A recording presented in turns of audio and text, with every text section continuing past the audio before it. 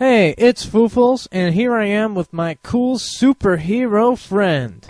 He can jump off of walls, he eats radioactive cheeseburgers, and he's just plain awesome. I bet you're wondering how to make something like this. Well, you're in luck, because you and I are going to make this entirely from scratch. As daunting as it sounds, it really isn't as hard as it seems.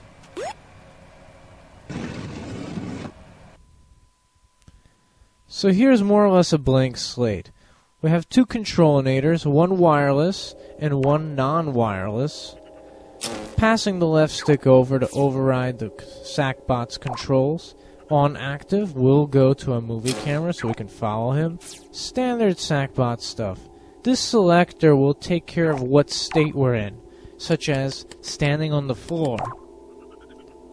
This impact sensor will know when we're on the floor by looking for a tag called floor. So we're going to pass on impact with tag floor into the first state of this selector. Now, we're also going to want to know when we're not touching the floor, we're not touching the walls. So let's plan a little for the future and put a gate down and give it multiple inputs. Since we're going to want a bunch of stuff, that's something I do often. Put a not gate down and put the impact sensor into there. So not impact with floor into this gate, and this gate into state 4. So state 4 is going to be our mid-air state. So an AND gate with one side set to on floor and the other side set to X. So if we're pressing X and we're on the floor, we want this to happen.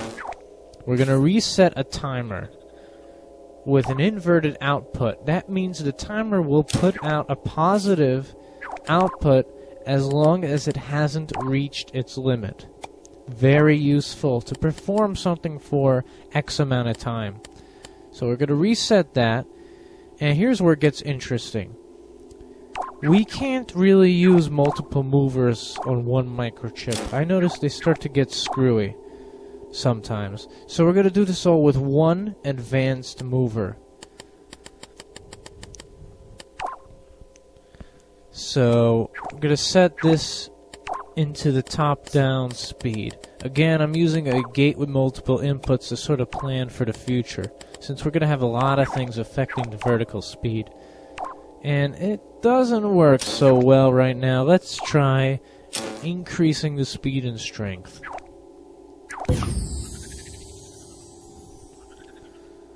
Excellent. He jumps, and he's very happy to do so.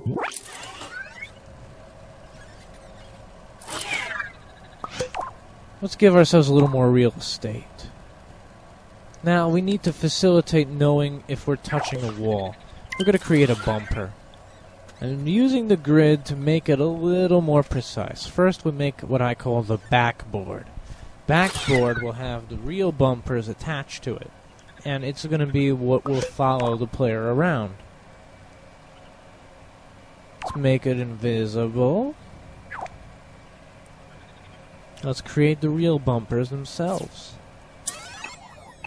Again, the size is a little exaggerated just so you can see it better. So these are just going to be off to the sides like so. Let's put a microchip down on the backboard. Microchip will just have two components.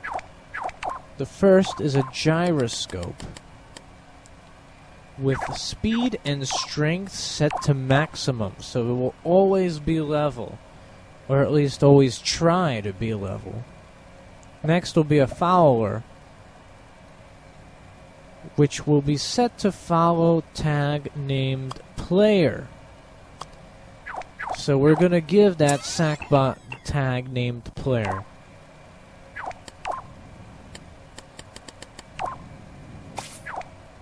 Alright, there's our player label. I'm actually going to make it this color. Okay. Wonderful. Now let's put impact sensors on our bumpers. after hiding them from view, of course. And these impact sensors will look for tags named wall. Very simple. So we're going to know when we have a collision with a wall on the right side and when we have a collision with the wall on the left side. Reason I want to differentiate the two is, well, maybe you want different animations, like, you know, grabbing onto the wall. But most importantly, we want to move left when we're touching the right wall and right when we're touching the left wall. Confused yet? I hope not, because it's going to get a little more messy. Okay, let's put that tag I mentioned, named player. So if we try it out, this bumper apparatus follows him. That's the first step, and that impact sensor just lit up. So the bumper does half of its job so far. Let's open up his chip, and we want to know if we're touching the walls when we're not touching the floor. That's very important.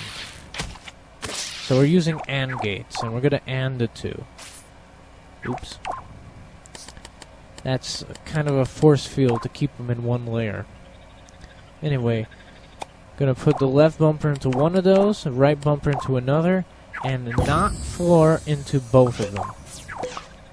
So left bumper will be state 2 in our selector, and the right bumper will be state 3. And I just made a boo-boo. I meant to put them in the selector, not this OR gate, so be very careful. Especially if you're being very messy like I am right now. Now, the fun part.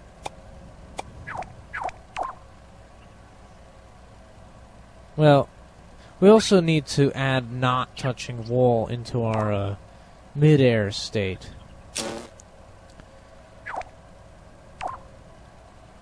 Actually, this shouldn't be an OR gate, this should be an AND, because if we're not touching floor, and we're not touching the wall to the left, and we're not touching a wall to the right, then we're probably in the air.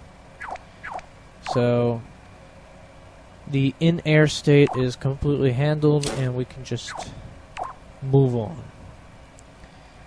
We're going to use timers, just like we did for jumping straight up. Of course, this timer will fuel both vertical motion and horizontal motion. Gonna need some AND gates. Similar to jumping, we're gonna use the AND with the X input from the controlinator to know that we want to kick off the wall.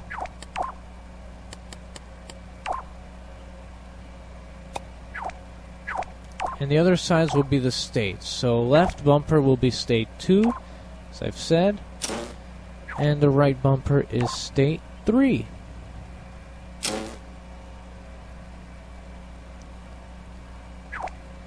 Now we also want to impart horizontal motion. So we're going to use an AND gate with a battery because I want to limit it. I don't want it to be 100% of that mover's speed. We also want to make sure direction is set correctly, so one side is going to have to be negative.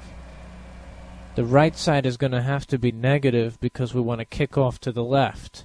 Right side is, the left bumper will have a positive battery because we want to kick off towards the right. So right bumper goes left, left bumper goes right. Okay, we're using an OR gate since we have 2 inputs, and it'll just pass on the analog value with the correct sign. So see, we're limiting it. I don't want it to be 100%. I'll make it like 60. That goes into that OR gate, and the OR gate goes into the horizontal part of the mover. We also want to connect into the vertical part of the mover. So this OR gate came in very handy. Planning for the future is always a good idea. And it works. He kicks off the wall. See? When the bumper is appropriate. But something's missing. In the introduction to this video, you saw him slowly slide down the wall, and gravity kind of messes up his jumping, so we gotta fix that. Very simple. We're gonna use an OR gate, because we want to move down slowly if we're touching either wall. Like, either bumper is touching a wall. And we're going to use an AND gate with a battery to limit the speed to about 20 or 30%. Negative 20 or 30% we want to move down. But, of course, there's a little problem. There's something called gravity, which is going to make him constantly move down. So we got to use a little anti-gravity chip as well.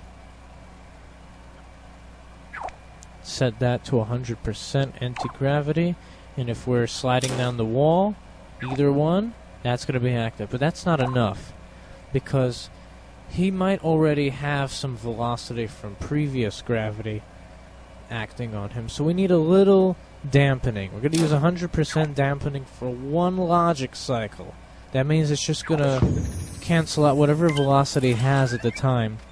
To do that, we're going to use a counter set to target count of 1, set it to reset itself, and activate that. So for one logic tick, it'll cancel out whatever velocity he already has.